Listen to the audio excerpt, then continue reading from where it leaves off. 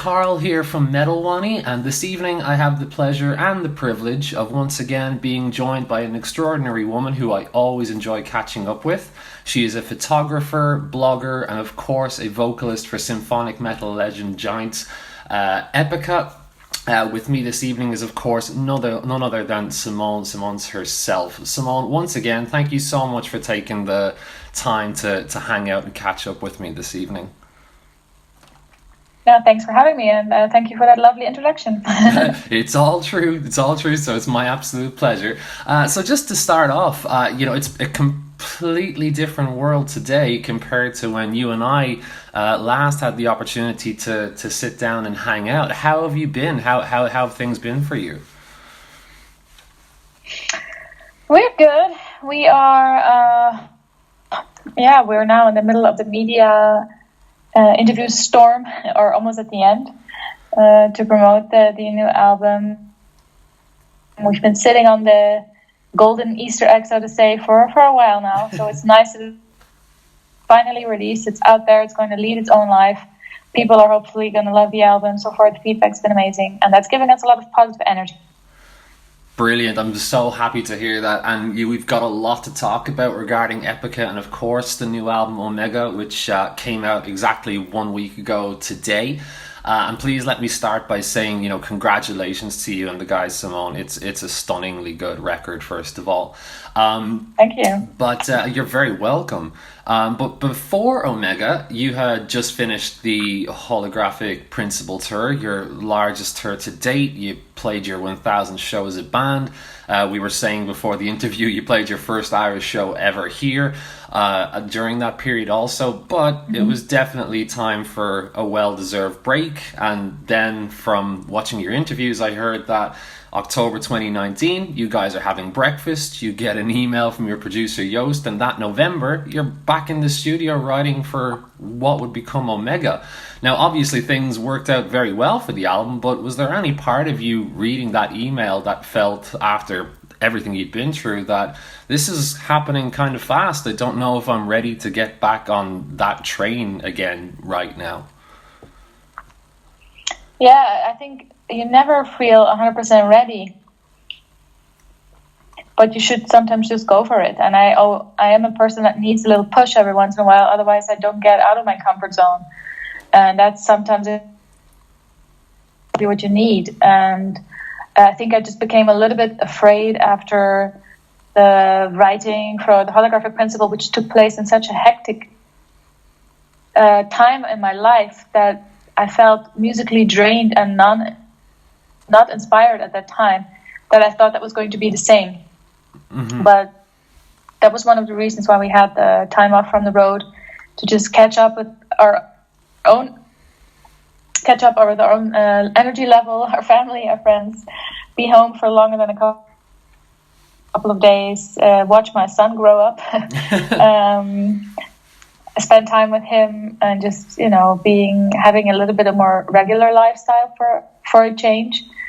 And then we were doing some acoustic tracks for Design Universe. I love doing that, and I also kind of fell in love again with the album. It has been one of my favorite albums from Epica, but doing those acoustic tracks gave me more inspiration and motivation to continue and to explore and start a new record eventually. Because after all the touring that we've done and the pace that we had with every 2 to 3 years, new album, write, record, and tour all at the same time, then I became a mother, and I had to combine family life with touring, and that just in the end totally drained me, where the point that you get this love-hate relationship.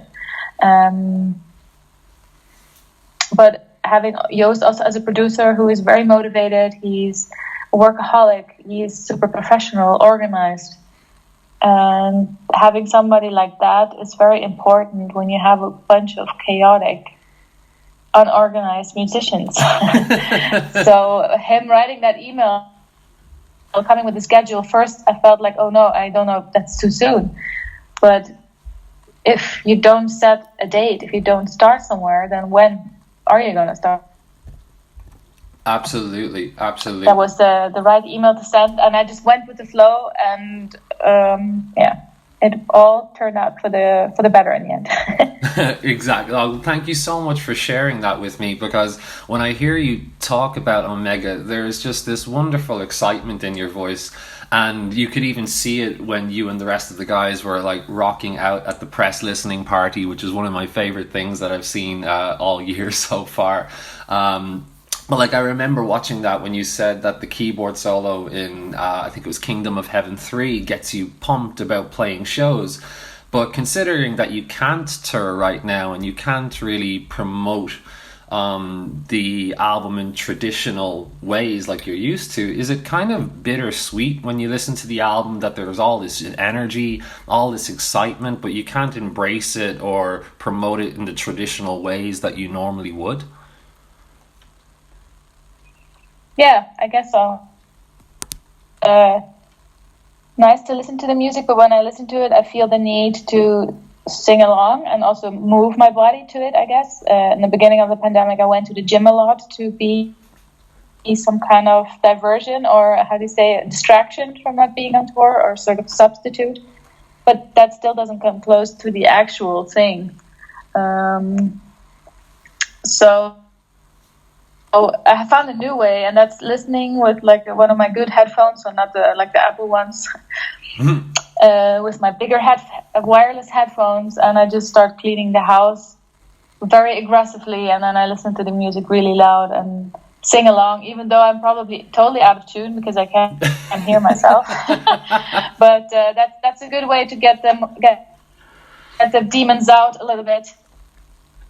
I like that. I like that. Thank you for the insight. And it's interesting you say that. It's an interesting segue, because when I listen to the holographic principle back to back with Omega, and even when I read reviews of that from that time or fan reactions between the two albums, there is a noticeable difference 5 years on.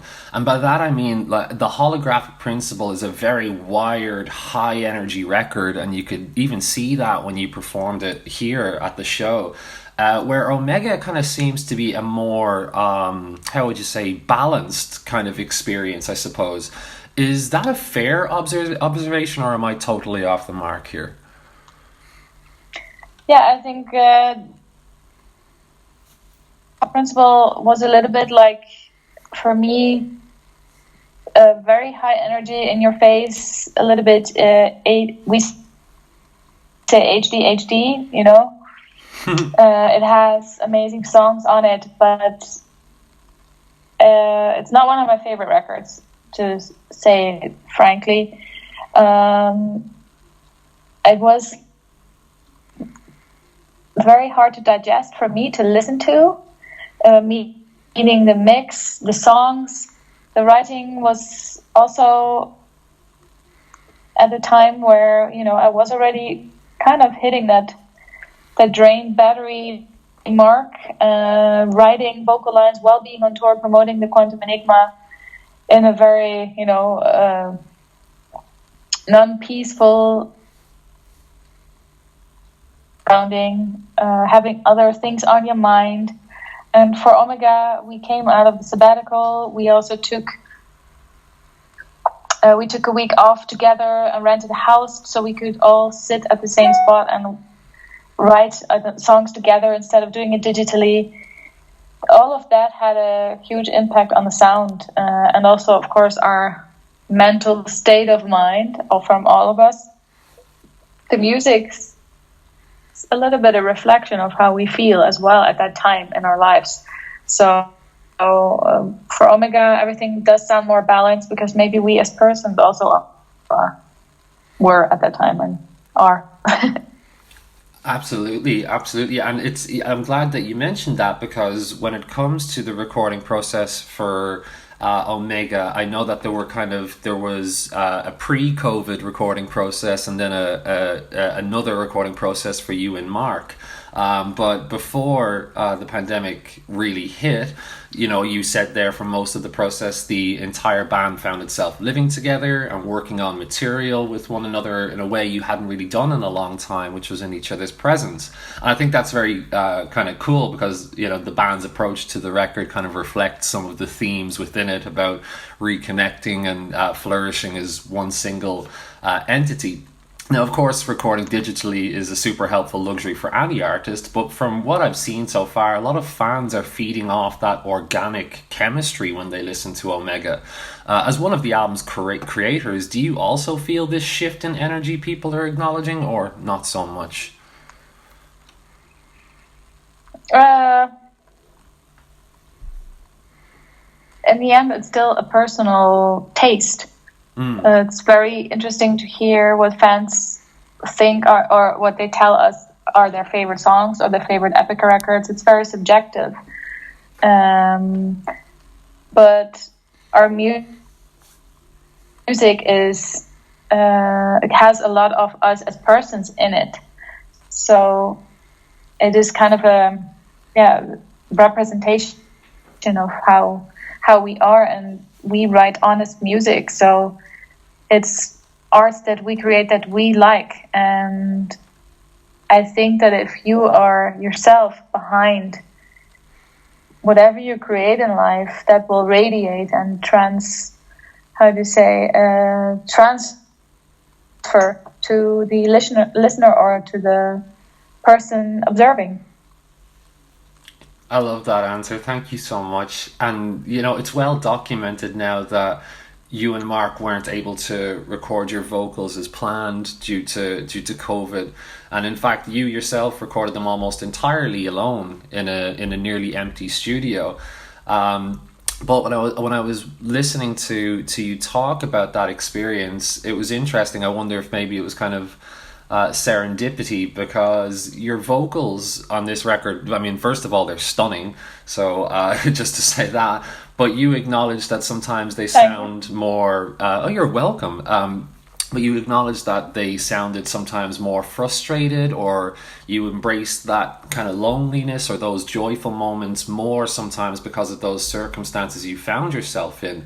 And I wonder, would you have achieved or the same or a different performance if you didn't record them that way? And would you go back and record them a different way if you could?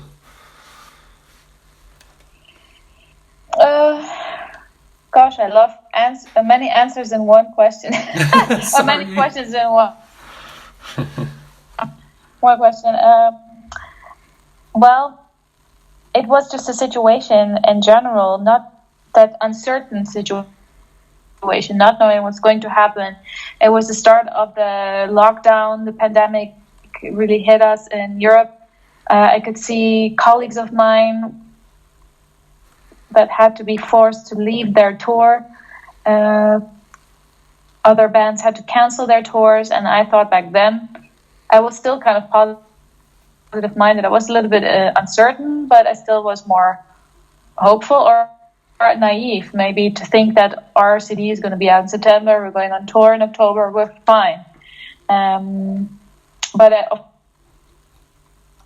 the situation at home was not perfect because the schools were closed, which meant our son was at home. My husband had to definitely work in the afternoon, so I also had to record in the mornings, so he could also take care of our son. I had to get back in the afternoon so he could go to work. And normally, if I were to record my vocals in the Netherlands, I would be in a hotel, and I would not have the extra stress of taking care of the house, my family, cooking, cleaning, doing all that stuff. I could just be a lazy bum in the hotel and recuperate from a very intense recording session, because it drains your battery like to zero when you do. When I do vocal recordings, I give everything, and I really need time to rest after that, so I'm fresh for the next day. And that was a little bit difficult to do that. But other than that, I think we managed we managed it really well. We had the Zoom set up. Joost, the producer, was there on the iPad in the vocal booth. He had a lovely view of my double chin because he was on the table watching me sing from a very unflattering angle. And I could hear him as if I were in the vocal booth in the Netherlands, because that's how we communicate anyway. We just don't have coffee breaks in between together that I had at the studio where I worked at. And it was a lovely studio. The ambience was just right. And I'm very thankful that they were very, very willing to help me organize my favorite microphone as well, because that was very essential for the sound. And was something Joost was also very adamant about, that we have to get that microphone. So, yeah, I think the only thing I might have done differently was worry less and just accept the situation more. But I'm a little bit of control freak. Well, thank you so much. I'm sorry if that question was too multifaceted for this time of the evening. I appreciate you answering it. Yeah, brain farting over here. That's okay. I'm naturally blonde. It's a day-to-day occurrence, so you're fine. It's when I'm listening to the record, I think my favorite song on the album may be Rivers, which I know was written predominantly by your bassist Rob. And the song fascinates me for several reasons. I mean, it's a beautiful piece of music, and the addition of the children's choir creates an innocent but very uncomfortable vibe in this song and throughout the record. But I was really interested to learn that the song kind of came to Rob in a dream, and that both you and Rob share kind of an exclusive understanding in being very vivid dreamers. Do you think this, the unique understanding you have of how Rob kind of found this song influenced how you connected with it in your performance, or no? Well, Rob and I are a little bit on the same wavelength, and I love his songwriting a lot. So whenever he comes up with songs, comes naturally to me to find vocal lines for. And for this album, he wrote the song The Skeleton Key and Rivers. Skeleton Key working title was Inception, and that's one of my favorite movies, one of his favorite movies. I love everything about the movie, including also the music, the film music. A big Hans Zimmer fan. So writing the lyrics for that, even though there is a movie called Skeleton Key, that's not what it's about. It's metaphorically speaking about the fact that our dream world has many different layers, and that we can open up those layers using, so to speak, our own skeleton key, which is just, our own mind. We are the masters of our mind. And the song Rivers, the working title was already Rivers, and I love the melody. And when we were working on the song, I started to write the chorus that was almost finished. And then as I kept on continuing the lyric writing, I forcefully started to look for different titles. But it was Rivers, and that's a very unusual thing, because normally when we have working titles for a song, they never stick. But this one, it was just nothing as good as Rivers. And also the theme of the song, it describes a little bit the ambience of the song, but also water was a big source of inspiration, or a metaphor also for the message of the song, which is just like the ebb and flow of life, the good and the bad, and trying to keep your head above water, so to speak.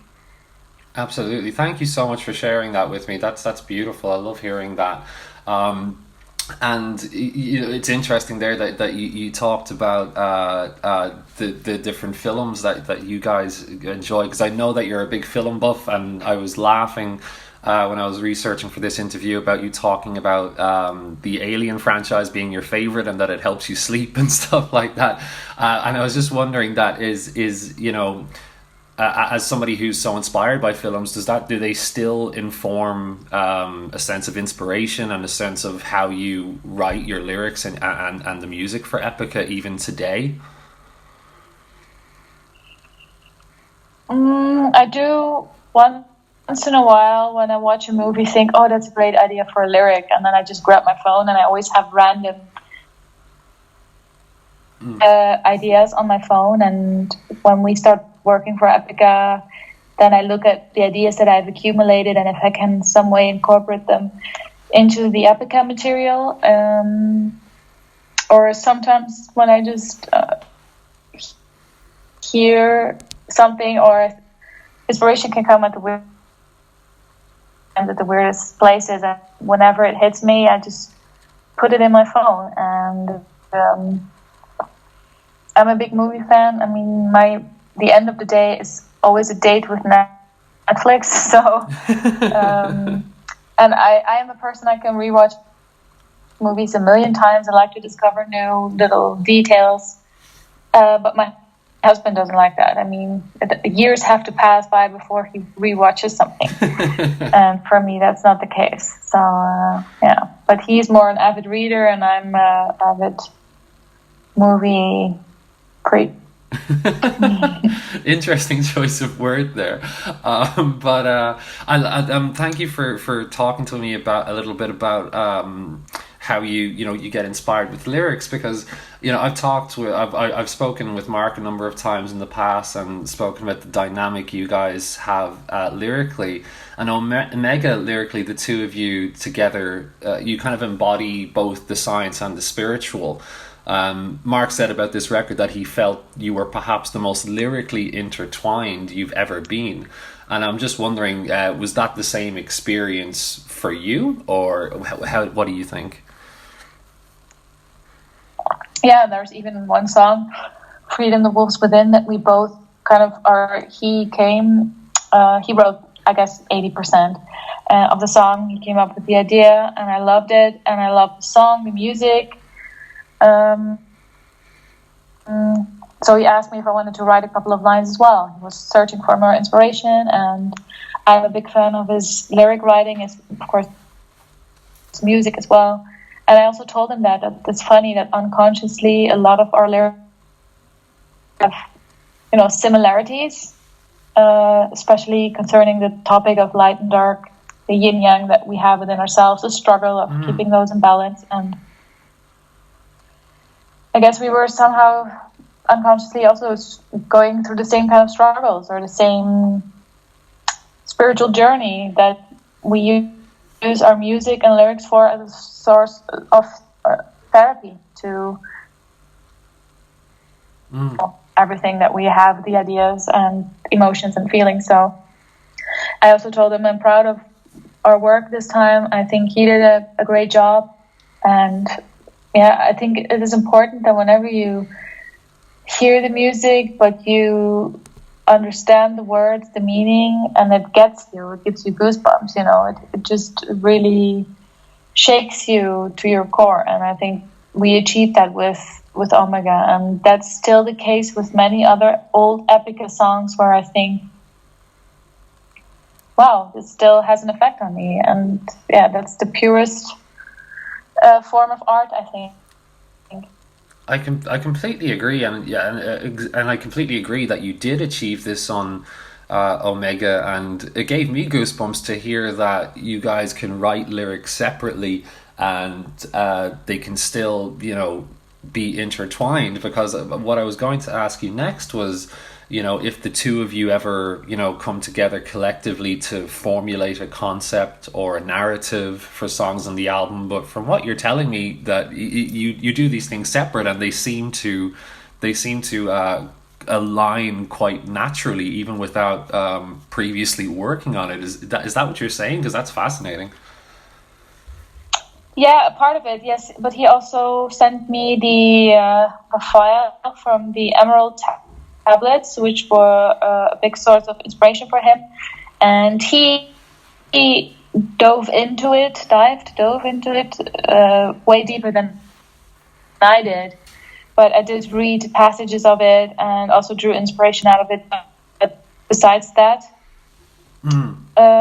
we defined the song. So when we are writing the music, he has his own songs where he composed the music for, and that is almost like a natural process. He automatically wrote lyrics for those songs, and then we divide up the other songs, and we throw the topics, we throw like the summary of the songs, like in a nutshell, into the band email conversation, so everybody knows a little bit what it's going about. But there's still a lot of liberty to do whatever I want. I am not confined to stay within the borders of his lyrical topics. We both give each other total freedom. And Mark, I've always been more the philosopher, or the person that writes about personal topics in the lyrics. But I think Mark also did that a little bit more this time with his lyrics. And yeah, we both kind of completed each other really well on this record, which also means kind of that Epica has the perfect balance of yin and yang, I guess. Absolutely. And my final, this time has flown by. My final question for you, Simone, just based on a discussion a friend of mine and I were having about the different acoustic renditions of your own songs that you guys have done over the years, and this time included. And we were hearing, perhaps, quite a bit of bias. We were hearing some traditional Irish folk elements in The Abyss of Time and Omega, which got us thinking about how fun it would be if you guys did, an acoustic show over here. But it also begs the question, has Epica ever entertained the idea of doing a fully acoustic tour at some point? Or if you just want to come to Ireland and do one show here, that's fine too. But we were kind of curious if that was ever a thought. Yeah, when we did the acoustic version of Abyss of Time, we also named it Episode Time, because a lot of surnames in Irish have O'Nally, the O in front of them. Oh yeah, I'm O'Rourke, so yeah, you're spot on. Yeah, see, that, and then we made it into Abyssal Time, so to speak. And I would love to go back to Ireland.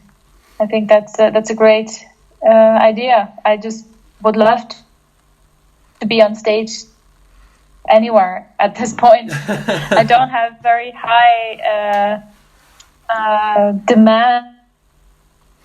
I just want to be on a stage, and of course we're all hungry to be back on stage, and remain hopeful that this year we can hopefully finally do that. Absolutely. Well, if you ever do an acoustic show in Ireland or an acoustic tour, I'm going to take full credit for that now. So that's just something I'm going to do just to rub it in my friend's face. But Simone, I want to just thank you so much, for making this time on a Friday evening to sit down and hang out with me once again. It's always an absolute pleasure getting to sit down and catch up with you and see how you've been. So thank you so much for your time this evening. And I wish nothing but the best for you and the guys in 2021 and beyond. And I hope to actually see you in person again real soon. Thank you. Yeah, I wish you also all the best. Stay healthy. Don't lose your sense of humor. And hopefully back on the road. And just, be out and amongst a lot of other people and not have that. It's getting too constricting. We need to everybody just like one big group hug, crowd surfing and all that stuff. No weird shows with masks or those beach ball bubbles. Just everybody get their vaccine checked and then back to having musicians on stage. I am 100% with you there, my friend. Right, have a great evening, have a great weekend, and I shall chat to you again soon. You too. Bye-bye. Take care. Bye, Simone. Bye.